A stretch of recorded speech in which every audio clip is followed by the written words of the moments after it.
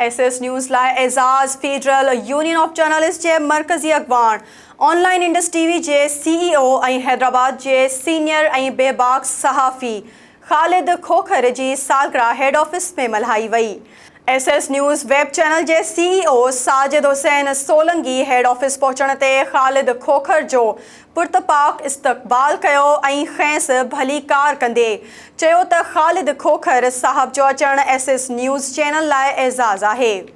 उन मौक़े ते ख़ालिद खोखर जी सालगिरह जो केक काटियो वियो ऐं खैंसि अजरकनी गुलनि जा तोहफ़ा पेश कया विया।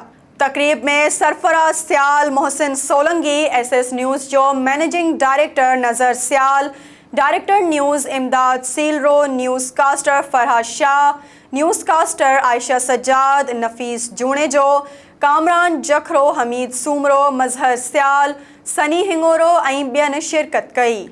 सीनियर सहाफ़ी ख़ालिद खोखर SS न्यूज़ जे CEO साजिद सोलंगी खे इदारे जूं मुबारकूं ॾिनियूं ऐं इदारे जी तरक़ीअ लाइ नेक तमन्नाउनि जो इज़हार कयो।